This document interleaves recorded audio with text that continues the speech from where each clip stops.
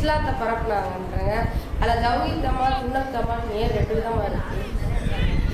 அழகான கேள்வி கேட்குறாங்க. இப்போ நபிமார்கள் வழியாகத்தான் இந்த மார்க்கம் நமக்கு வந்திருக்குது.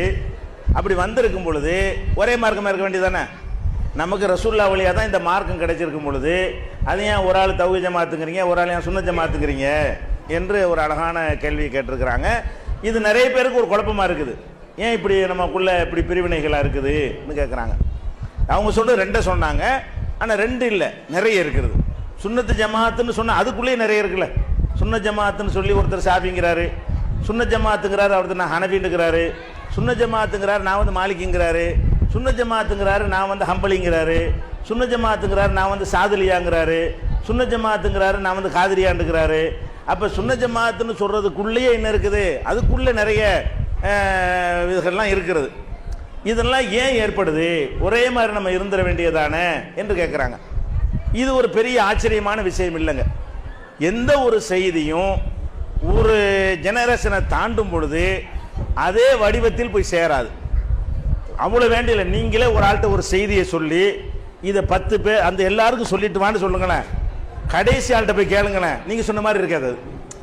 நீங்கள் அவர்கிட்ட சொல்லி அவர் காதில் சொல்லி அப்படியே ஒருத்தராக காது பாஸ் பண்ணுங்கன்னு சொல்லிவிடுங்க.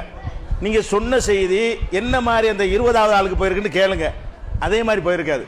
அது கை காது மூக்கெல்லாம் வச்சு வேற மாதிரி போயிருக்கும். நம்ம சொன்ன செய்தி இந்த ஒரு சபையிலேயே ஒரு செய்தியை சொல்லி ஒருத்தராக பாஸ் பண்ணுங்கன்னு சொன்னால் ஒழுங்காக போகுமா? போக மாட்டேங்குது. ஒரு சபையில் ஒரு நேரத்தில் சொல்லக்கூடிய செய்தியை இப்படி பல வகையில் கை காலு மூக்கெல்லாம் வச்சு ரெக்கம் முளைச்சி இப்படிலாம் வந்து அந்த செய்தி என்ன செய்யும்? வேறு வடிவத்தில் போய் சேருவதை நீங்கள் பார்க்குறீங்க. அப்போ வந்து ஒரு பல 100 ஆண்டுகள் கடந்தா எப்படி வந்து சேரும்? 100 வருஷத்துக்கு முந்தி ஒருத்தர் சொன்ன செய்தி அதே மாதிரி வருமா? 1000 வருஷத்துக்கு முந்தி ஒருத்தர் சொன்ன செய்தி அதே மாதிரி வந்து சேருமான்னா சேராது. என்ன ஆயிரும்? மாறி கிரி தான் போயிடும்.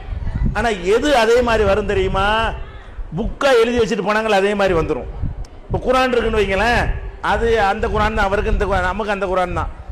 நம்ம பிள்ளைகளுக்கு அந்த குரானை தான் கொடுப்போம், அவன் பிள்ளைகளுக்கு அந்த குரானை தான் கொடுப்பான். எழுத்தாக இதான் ஆதாரம்னு காட்டிட்டு போனாங்கன்னா அது அப்படியே கரெக்டாக மாற்றம் இல்லாமல் என்ன செய்யறதுக்கு வர்றதுக்கு வாய்ப்பு இருக்கிறது. அதில் கூட கையை கால வச்சிருவாங்க. இறைவனுடைய வேதத்தினால் அதில் கை வைக்க முடியலையே தவிர மனிதர்கள் நூல்கள் என்ன செய்வான்? ஒரு எடிஷனில் உள்ள அடுத்த எடிஷனில் கொஞ்சம் சேர்த்துக்கிடுவான், முன்ன பின்ன கைவரிசையும் காட்டிக்கிடுவான். அப்போ என்ன நம்ம பார்க்குறோம் என்றால், ஒரு செய்தி நபிமார்கள் சொன்ன செய்தியாக இருந்தாலும் அது அடுத்தவர்களுக்கு போகும் பொழுது சில பேருக்கு கரெக்டாக போயிடும், சில பேருக்கு கொஞ்சம் கூட குறைய சேர்த்து போகும், சில பேருக்கு சிலதை நீக்கிட்டு போகும், சில பேருக்கு சொன்னதுக்கு மாற்றமாக கூட போய் சென்றடைந்து விடும். இந்த மாதிரியான ஒரு குழப்பத்தினால தான் நம்ம எல்லாம் செவி வழியாக தானே மார்க்கத்தை அறிஞ்சிக்கிறோம். சுன்னத் ஜமாத்துன்னு சொல்லக்கூடியவங்கள்ட்ட கேளுங்க, எப்படி இந்த மார்க்கத்தை அறிஞ்சிக்கிட்டேன்னு. குரான் ஆராய்ச்சி பண்ணியா சுன்னத் ஜமாத் ஆனார்? அவர் அப்பா சொன்னார், அதனால அவர் சுன்னத் ஜமாத். எல்லாம் கேட்டு தான். அது ஒரு பழமொழி. கேட்டு தான் இஸ்லாம். கேட்டு இஸ்லாமே கிடையாது, படித்து தான் இஸ்லாம். நம்ம ஒரு பழமொழி வச்சிருக்கோம். எப்படி கேட்டு இஸ்லாம்னு ஒரு பழமொழி வேற சொல்லிக்கிட்டு என்ன சுன்னத் ஜமாத்துன்னு கேட்டால் எங்கள் வாப்பா அதை தான் சொன்னாங்க, உனக்கு யாருப்பா சொன்னால் எங்கள் அத்தா இப்படி தான் சொன்னார், உனக்கு யார் சொன்னால் எங்கள் தாத்தா இப்படி தான் சொன்னார். அப்போ நம்ம இஸ்லாத்தை வந்து வாய் வழியாக ஒருத்தர் கடத்தும் பொழுது அது சரியான வடிவத்தில் போகாமல் பல வடிவங்களில் ஒருத்தர் என்ன செய்யுது வந்து கிடைக்கிறது.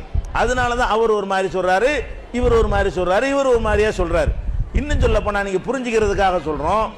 இப்போ உலகத்திலேயே இறைவனை வணங்குவதற்காக அல்லாஹ்வுடைய கட்டளை பிரகாரம் முதல்ல எழுப்பப்பட்ட ஆலயம் காபா ஆலயம். காபத்துல்லா எல்லாருக்கும் தெரியும். அதுதான் உலகத்தில் முதல்ல கட்டப்பட்ட ஆலயம். அது சிதிலமடைந்த பிறகு அல்லாஹ் என்ன செய்யறான்னா இப்ராஹிம் நபியை கூப்பிட்டு நீ 2வது தடவை கட்டுங்கிறான். முதல்ல ஆதம் அலைஹிஸ்ஸலாம் கட்டிட்டாங்க. முதல்ல கட்டினது ஆதம் அலைஹிஸ்ஸலாம்.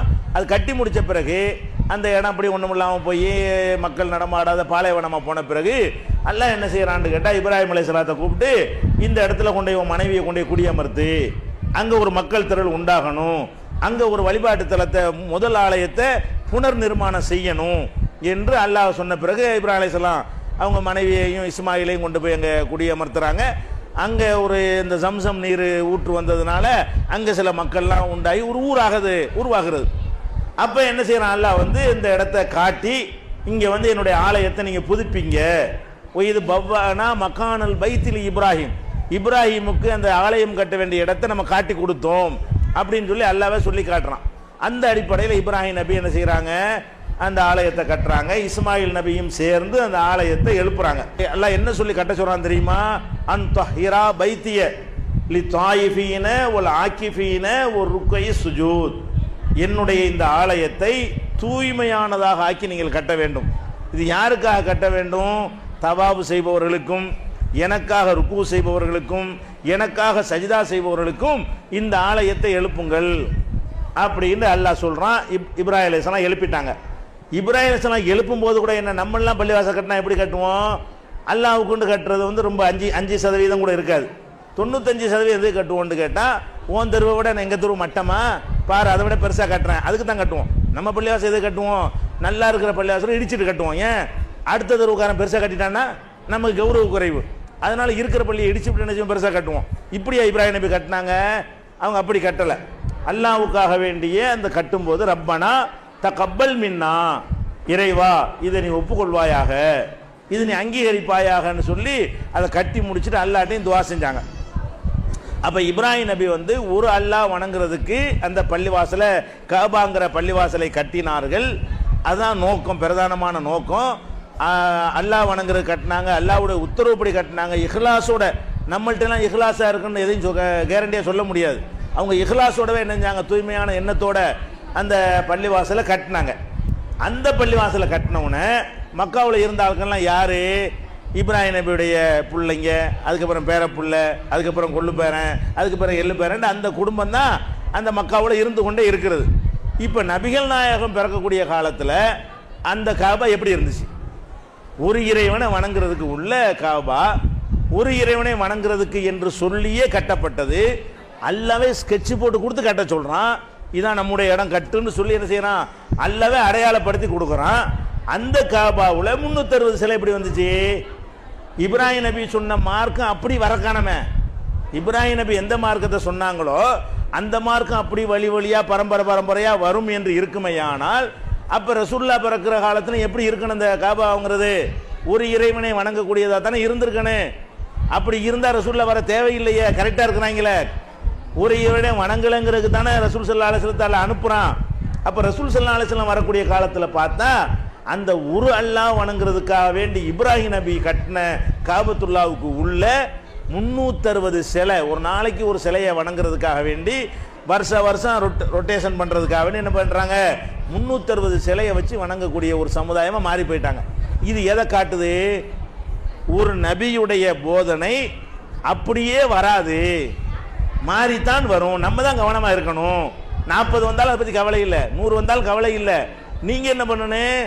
எது குர்ஆனுக்கு ஒத்து இருக்குது, எது நபியுடைய சொல்லுக்கு ஒத்து இருக்குதுன்னு தேடி பார்த்து ரெஃபரன்ஸை வச்சு நீங்கள் ஆய்வு பண்ணிக்கணுமே தவிர, வரும் என்பது வரத்தான் செய்யும். இன்னும் சொல்ல போனால் ரசூல் ஸல்லல்லாஹு அலைஹி வஸல்லம் சொன்னாங்க, இல்லை தர்க்கமுன்ன சுனன மன்கான கபலக்கும், நீங்கள் உங்களுக்கு முந்தி சென்றாங்களே அந்த சமுதாயத்தினுடைய வழிமுறைகளை அப்படியே பின்பற்றுவீர்கள்.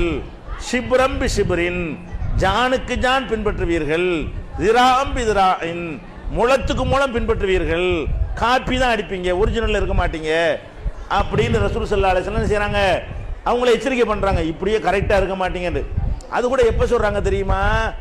இது ரசூல்லா காலத்துக்கு பிந்தி மாறும் நம்ம நினைக்கிறோம். அவங்க காலத்திலேயே மாற்றம் வந்துருச்சு. எப்படி மாற்றம் வருதுன்னா, ஒரு பிரயாணத்தில் போய்கிட்டு இருக்கிறாங்க. ரசூல் ஸல்லல்லாஹு அலைஹி வஸல்லம் அவங்களும் சஹாபாக்களும் ஒரு பிரயாணத்தில் போய்கிட்டு இருக்கிறாங்க. போய்கிட்டு இருந்தால் ஒரு மரம், அதாவது பல தெய்வ நம்பிக்கைக்காரர்களுக்கு உரிய ஒரு மரம், புனித மரம் ஒன்று இருக்கிறது. அந்த மரத்தை போய் எல்லாரும் வணங்குவது, அதில் தொட்டி கட்டி போடுறது, அதில் போய் நேர்ச்சை செய்து கொள்வது, அதுக்கு ஏதோ கடவுள் சக்தி இருக்கிற மாதிரி நம்புவது, இதுகளெல்லாம் அந்த மரத்துக்கு செய்கிறாங்க வேற மக்கள். இதை சஹாபாக்கள் பார்க்குறாங்க. ரசூல் ஸல்லல்லாஹு அலைஹி வஸல்லம் அவங்களோட உள்ள சஹாபாக்கள் பார்க்குறாங்க. என்ன மேட்ரா, அந்த மரத்துக்கு பேர் தாத்து அன்வாத்துன்னு மரத்துக்கு பேர். அந்த இணை கற்பிக்கக்கூடியவர்கள் அந்த மரத்துக்கு என்ன பேர் வச்சிருக்கிறாங்க? தாத்து அன்வாத்துன்னு அந்த மரத்துக்கு பேர் வச்சிருக்கிறாங்க, ஒரு புனித மரம். அப்போ சஹாபாக்கள் அதை பார்த்துட்டு கேட்குறாங்க, எல்லாரும் இல்லை, அபூபக்கர் உமர் அந்த மாதிரியானவங்களாம் கரெக்டாக இருப்பாங்க, நேற்று முந்தாள் வந்தவங்க இருப்பாங்க, இஸ்லாத்துக்கு கொஞ்சம் அப்போ தான் லேசாக நுழைஞ்சவங்க. இவங்களுக்கு சரியான ஒரு விளக்கம் இல்லாத நேரத்தில் என்ன கேட்குறாங்கன்னா, அல்லாஹ்வுடைய தூதரே, இவங்களுக்கெல்லாம் ஒரு புனித மரம் இருக்குது, நமக்கும் ஒன்று ஏற்படுத்தலையா, நமக்கு ஒன்று பண்ணுங்களேன். எப்படி இவ்வளவு அடிபட்டு உதப்பட்டு நாட்டை விட்டு ஒரு தியாகம் பண்ணி இதெல்லாம் வேணாப்பான்னு சொல்லி ஒரு மார்க்கத்தை கொண்டு வந்திருக்கிறாங்க. அந்த மார்க்கத்தில் இருந்துகிட்டே ரசூல் ஸல்லல்லாஹு அலைஹி வஸல்லம் கேட்குறாங்க, இது அல்லனா தாத்து அன்வாத்தின் கமாலஹு தாத்து அன்வாத், அவங்களுக்கு தாத்து அன்வாத்துன்னு மரம் இருக்கிற மாதிரி எங்களுக்கு ஒரு மரத்தை போடுங்க. அப்போ ஒரு அல்ல 10 வருது. அல்லாட்ட தான் கேட்கணுங்கிறக்காக வேண்டி உண்டாக்குனா அந்த உம்மத்தை என்ன கேட்குறாங்க, எங்களுக்கு இந்த மாதிரி வேணும். அப்போ ரசூல் ஸல்லல்லாஹு அலைஹி வஸல்லம் சொல்கிறாங்க, இது எந்த மாதிரி இருக்கு தெரியுமா, எவ்வளோ கஷ்டப்பட்டு இந்த ஏகத்துவத்துக்கு வந்திருக்கிறீங்க, வந்து நான் வாழ்ந்து கொண்டிருக்கும் பொழுது இந்த மாதிரி என்ன செய்றீங்க, பல தெய்வ நம்பிக்கைக்கு என்னையே துணைக்கு அழைக்கிறீங்கன்னா என்னப்பா அர்த்தம் அப்படின்னு சொல்லிட்டு ரசூல் ஸல்லல்லாஹு அலைஹி வஸல்லம் ஒன்று சொல்லி காட்டுறாங்க. இது எங்கேருந்து வருது தெரியுமா, இதெல்லாம் மரபணு செய்கிற வேலை அப்போ இருந்தே உள்ளதுங்கிறாங்க. இது எங்கேருந்து வருது, மூசா நபி சமுதாயம் இப்படி தான் கேட்டுச்சு. மூசா நபி போய் பிரச்சாரம் பண்ணுறாங்க, ஒரு இறைவனுடைய கொள்கையை சொல்கிறாங்க. சொல்லி கடைசியாக ஃபிரௌன் வந்து ஏற்றுக்கிறல, மூசா நபியை கொஞ்சம் பேர் ஏற்றுக்கிட்டாங்க. அப்போ அல்லாஹ் என்ன பண்ணுறான், மூசா நபி கூட்டத்தை எல்லாம் அழிக்கிறதுக்கு திட்டம் போட்ட உடனே ஊரை விட்டு ஓடுங்கன்னு அல்லாஹ் உத்தரவு போடுறான். மூசா நபியும் அவங்க சமுதாயமும் ஊரை விட்டு ஓடுறாங்க. ஃபிரௌன் விரட்டிக்கிட்டு வர்றான், தப்பிச்சு போகிறாங்க, மூசாவை காலி பண்ணணும், அவருடைய சமுதாயத்தை அழிக்கணும் என்று விரட்டி கொண்டு வர்றான். வரும் பொழுது இடையில கடல் வருது, குறுக்கிடுது, அப்படி திகைச்சு போய் நிற்கிறாங்க. என்ன, இந்த பக்கம் ஃபிரௌன் விரட்டுறான், இந்த பக்கம் கடல், இப்படி போனாலும் மாட்டிக்கிடுவோம், அப்படி போனாலும் மாட்டிக்கிடுவோம்னு சொல்லி தடுமாறுறாங்க. அப்போ அல்லாஹ் என்ன பண்ணான், மூசா நபிட்ட சொன்னாங்க, யா மூசா இன்னால முதரக்கும், மூசாவே நம்ம வசமாக மாட்டிக்கிட்டோம் அப்படின்ற அந்த மக்கள் சொல்கிறாங்க. அப்போ மூசா நபி என்ன செய்கிறாங்கன்னா, மாட்டிக்கிறல, இன்னும் ஐ ரப்பி சையஹதீன், என்னோட இறைவன் இருக்கிறான், எனக்கு வழிகாட்டுவான். சொன்ன உடனே அல்லாஹ் என்ன செய்கிறான்னு கேட்டால், மூசாவே உன் கையில் இருக்கிற கைத்தடியால் இந்த கடலில் ஒரு அடி அடித்த உடனே அந்த கடல் ரெண்டாக பிளக்கும், பிளந்ததில் பாதை தென்படும், அந்த பாதை வழியாக உன்னுடைய கூட்டத்தில் அழைச்சிக்கிட்டு போ, நீ கடந்த உடனே அவன் உள்ள நுழைவான் விரட்டிக்கிட்டு, அவன் நுழையும் போது மூழ்கடிச்சிருவோம் என்று அல்லாஹ் சொல்லி என்ன செய்யறான், அதே மாதிரி கடல் வழியாக இவங்களை தப்பிக்க வைத்து ஃபிரௌனை அழிச்சு விட்டான். இப்போ இந்த மக்கள் எதை பார்த்துட்டாங்க, அல்லாண்டா யாருன்னு பார்த்துட்டாங்க. இது வரைக்கும் மூசா சொல்லிக்கிட்டு இருந்தார், சும்மா பயான் பண்ணிட்டு இருந்தார். இப்போ என்ன பண்ணிட்டாங்க, அல்லாங்கிறவன் எப்படிப்பட்ட சக்தி உள்ளவன், கடல் அப்படி பிளந்து நிற்க வச்சு பாறை மாதிரி நிப்பாட்டி வச்சு நடுவில் பாதையை போட்டு நம்மளை காப்பாற்றுறான்னு சொன்னால், அவன் நினைச்சதை செய்யக்கூடிய ஒரு சர்வ வல்லமை உள்ளவன், அவனுக்கு முடியாது எதுவுமே கிடையாது, அவன் மட்டும் நமக்கு போதும், அப்படி தானே பாடம் படிச்சிருக்கானே. இந்த மாதிரி நம்ம காலத்தில் ஒன்று நடந்தால் நம்ம என்ன செய்வோம், ஆடுமா இறை நம்பிக்கை, நமக்கு இப்படி ஒரு அதிசயமாக எல்லாம் ஒன்று செஞ்சு காப்பாற்றி விட்டான்னா அந்த நம்பிக்கை இன்னும் உறுதியாகி போயிடும். கொஞ்சம் நஞ்சம் டவுட் இருந்தால் கூட நீங்கிட்டு என்ன செய்யறேன், உறுதியாயிரும். கடலை கடந்து வெளியே போனால் வேற ஒரு கூட்டம் என்ன செஞ்சிருக்கு, பல தெய்வங்களை வச்சு வணங்கிட்டு இருக்கிறாங்க. அதை பார்த்தவனு இங்கே கேட்குறாங்க, மூசாவே இவங்களுக்கு மட்டும் ரொம்ப கடவுள் இருக்குது, நம்ம கம்மியாக இருக்குது, நமக்கு இது மாதிரி ஆக்குங்கிறாங்க. அட பாவி, இப்போ தானோட அல்லாண்டா யாருன்னு பார்த்தீங்க, கொஞ்ச நேரத்துக்கு முன்னாடி தான் அல்லாண்டா யாருன்னு பார்த்தாங்க, அல்லாவுடைய வல்லமையை பார்த்தாங்க, அல்லாவுடைய பவரை பார்த்தாங்க, அல்லாவுக்கு மட்டும்தான் முடியும், மற்ற சக்திகள்லாம் பொய் என்பதை கண்கூட பார்த்துட்டு கடலை கடந்து வெளியே வர்றாங்க. வந்தவன என்ன இருக்கிறது, அவங்க பல தெய்வ வணக்கம் செய்யறத பார்த்துட்டு அந்த மாதிரி நமக்கு வேணும், நமக்கு மட்டும் ஒன்று அவனுக்கு மட்டும் ரொம்ப எப்படி, நமக்கு மட்டும் ஒரு கடவுள் அவனுக்கு மட்டும் நிறைய கடவுளா அப்படின்னு சொல்லி கேட்டுவிட்டாங்க. இது எவ்வளோ பெரிய டேஞ்சரான வாதம். சிலது ஒன்று இருக்கிறது நல்லது, காசில் கேட்கலாம், அவனுக்கு 1000 எனக்கு மட்டும் 500 ஆண்டு கேட்கலாம், அது ஓகே, நிறைய இருக்கிறது நல்லது தான். அவளுக்கு மட்டும் ஒரு புருஷன் எனக்கு மட்டும் 2 புருஷன் சொல்ல முடியுமா, அது ஒன்று தான் இருக்கணும், உனக்கு தான் அது புருஷன் ஒன்று தானே இருக்கணும், எனக்கு 10 வாப்பா உனக்கு 1 வாப்பான்னு சொல்ல முடியுமா, அப்போ ஒருத்தன் தான் இருக்கணும், புருஷன் ஒருத்தன் தான் இருக்கணும்னு இருக்குல்ல, அதை விட முக்கியமாக கடவுள் ஒருத்தன் தான் இருக்கணும். இவன் என்ன பண்ணுறான், அவங்களுக்கு மட்டும் நிறைய நமக்கு மட்டும் கம்மியா அப்படின்னு கேட்டுவிட்டான். இது வந்து குர்ஆன்ல எல்லாம் சொல்லி காட்டுறானா, இதை சொல்லி காட்டுறாங்க ரசூல் ஸல்லல்லாஹு அலைஹி வஸல்லம். நீங்கள் எந்த மாதிரி பேசுறீங்கன்னா, மூசா நபி இடத்துல கேட்டாங்களே, இவ்வளவு அதிசயத்தை காட்டின பிறகு கூட இப்படி ஒரு கேள்வியை கேட்டாங்களே, அந்த மாதிரி என்கிட்ட கேட்டுப்பிட்டீங்க, நீங்க மட்டும் கேட்க மாட்டீங்க, இனிமேலும் கேட்பானுவோம். அப்பதான் சொல்றாங்க, உங்களுக்கு முந்தியும் கேட்டாங்க, நீங்களும் கேட்டுப்பிட்டீங்க, இனிமேல் வரக்கூடியவனு இதே மாதிரி கேட்பான்.